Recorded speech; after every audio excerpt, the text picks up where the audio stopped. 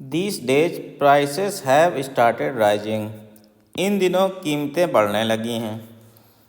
Which among the following graph represent this situation? निम्नलिखित में से कौन सा ग्राफ इस स्थिति को दर्शाता है? तो कीमत बढ़ रही है समय के साथ. तो समय के साथ क्या है? कीमत बढ़ती है.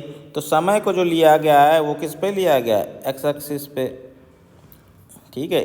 और कीमत वाई एक्सिस पे ली गई है. प्राइस या कीमत ये वाई एक्सिस पे ली गई है.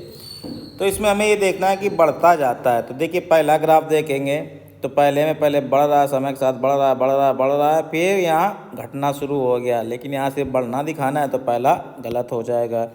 दूसरे में यहाँ से घट रहा है, नीचे डाउन हो रहा है यानी कि घट रहा है, यानी कि ये भी गलत हो गया.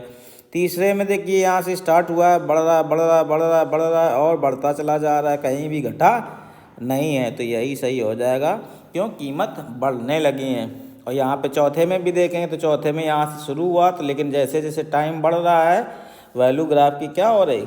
गिर रही है. ठीक है ना. तो चौथा भी गलत हो जाएगा. तो सही आंसर क्या हो जाएगा? ऑप्शन 3. तो यहाँ पे जो ध्यान देने योग्य बात है वो क्या है? वो बात ये ग्राफ जब इंक्रीज करता है, ऊपर की तरफ जाता है, वाई में इधर बढ़ता है, यहाँ पे प्लस होता है, बढ़ता है, और इधर घटता है, नीचे आता है तो घटता है. इधर जब हम इधर की तरफ जाते हैं एक्स एक्सिस में तो बढ़ते हैं.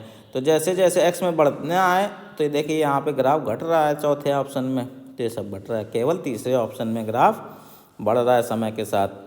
ठीक है ना. तो आंसर क्या हो जाएगा? ऑप्शन 3. ये भी डाटा हैंडलिंग स्टैटिस्टिक्स का क्वेश्चन है.